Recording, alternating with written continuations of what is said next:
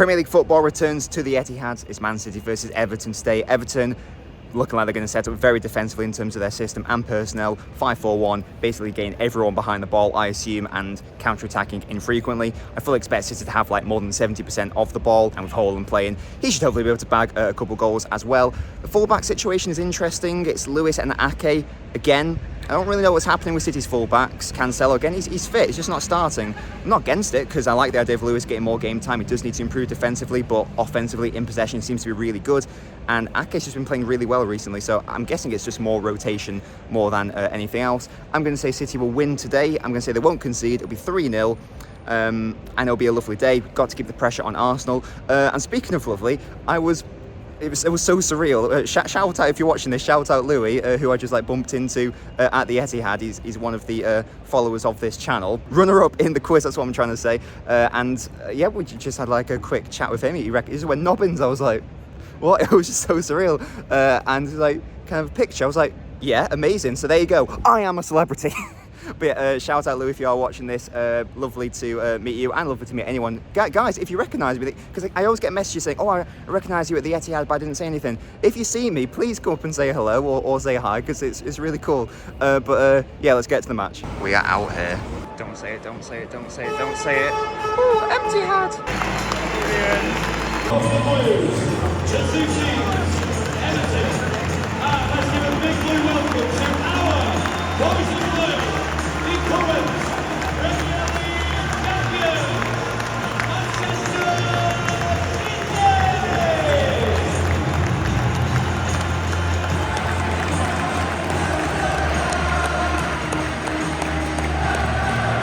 I've got a new toy, so you can tell. Okay, so okay.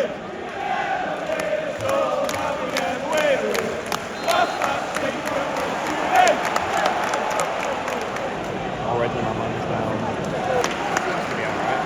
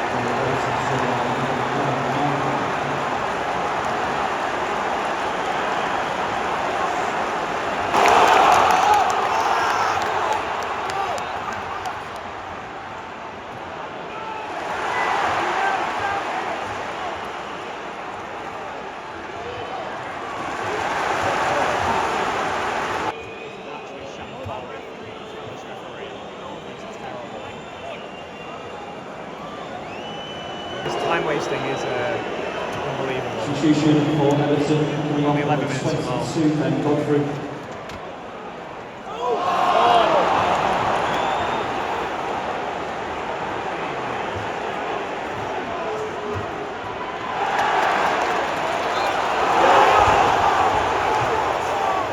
City have dropped points once again in the Premier League, 1-1 against Everton today. A truly terrible, tepid, torrid, awful, woeful, embarrassing performance by City. Probably the worst I've seen all season from a Manchester City perspective.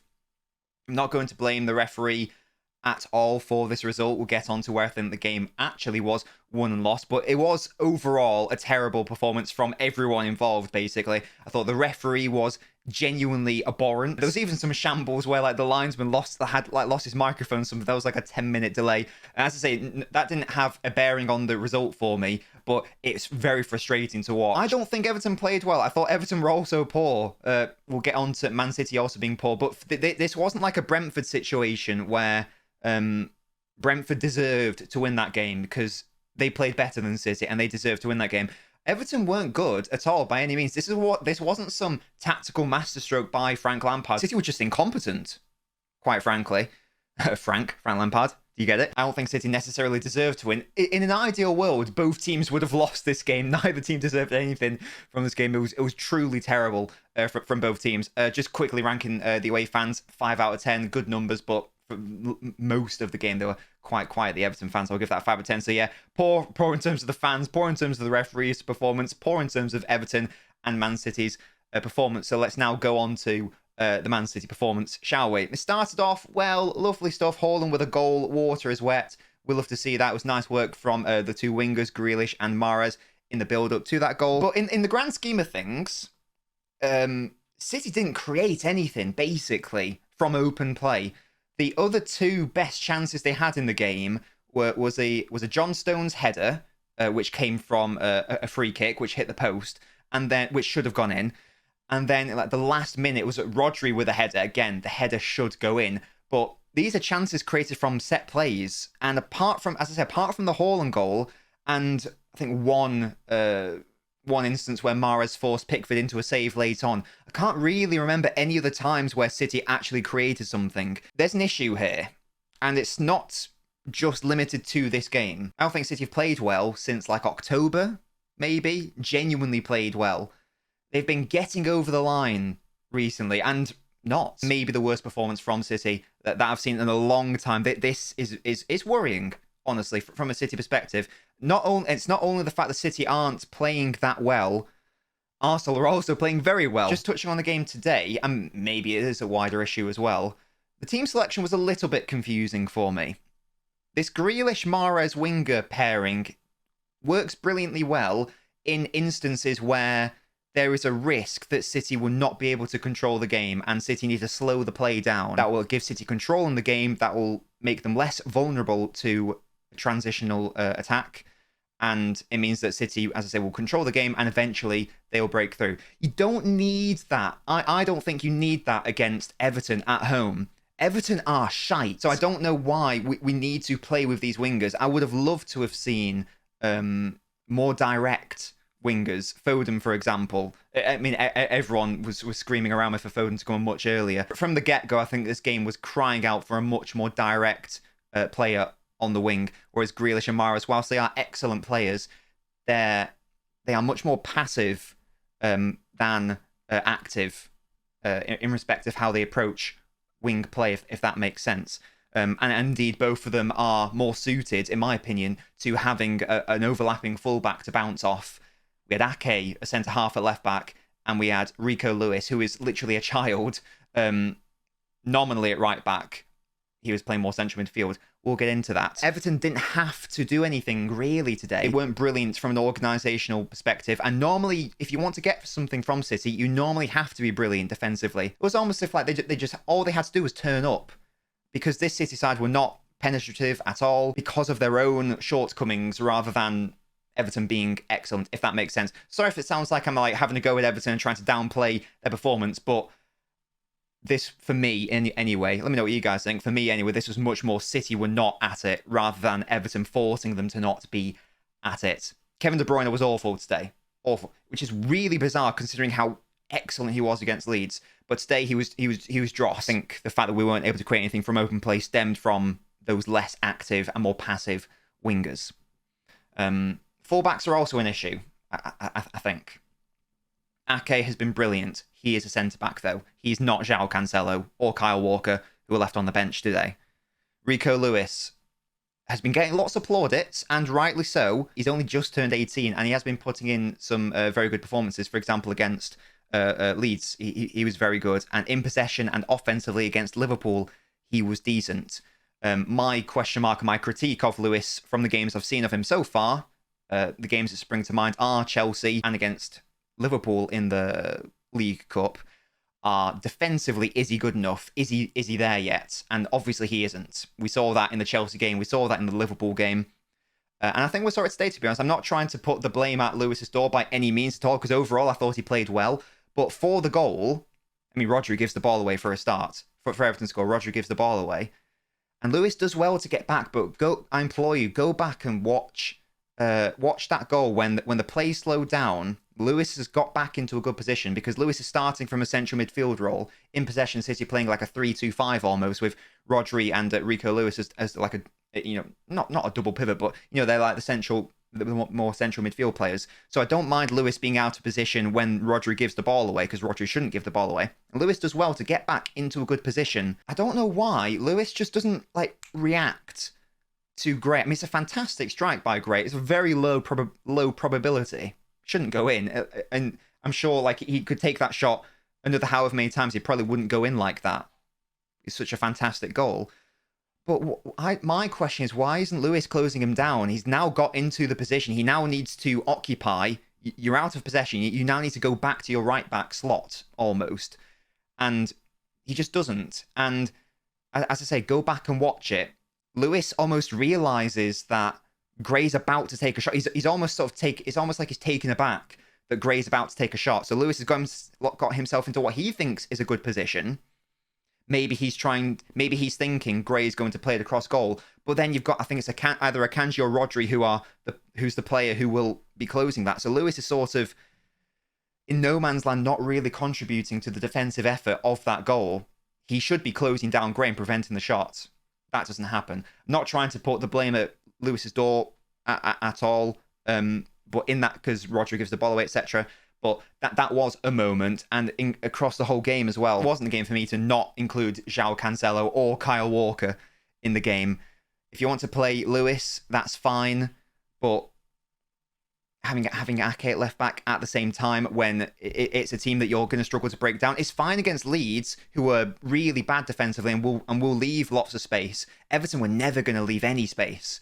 So I thought we had to be a bit more proactive with the fullback choices. I think Pep probably should have made some changes a bit earlier as well. But yes, so that's my sort of thoughts on the game. City were the better side, but that's not really saying that much. City was still poor. City should have scored more than one goal from that Stones header or that Rodri header. Ultimately, they didn't. Everton scored a world-class effort. Lewis does need to improve defensively, and personnel change and personnel selection needs to be looked at. I don't think you can play those wingers with those fullbacks. If you're going to play Lewis and Ake, great, but Foden needs to start. Probably, maybe Alvarez needs to start as well. Probably the first time in the season where I've genuinely felt that City might not win the league now. I know we're less than halfway through the season. 7 points is a big gap to make up. And with Arsenal flying, and they've only lost one game this season, and it was a game they shouldn't have lost, it really puts so much pressure on City to win at the Emirates now. And if Arsenal win that game, that's 10 points, isn't it? So it's all in Arsenal's hands now, and they deserve it. They've by far and away been the best side in the league this season. City have not only not been at the same level that they were at last season, it's also because Arsenal have been brilliant. Let me know what your thoughts were on the game. Where do you think it was not won for City? If you are a City fan, are you still confident City will win the league? Or even if you aren't a City fan, do you think, is it now Arsenal's league to lose at this point? Hope you all have a lovely new year, and I'll see you all in the new year. Goodbye, guys.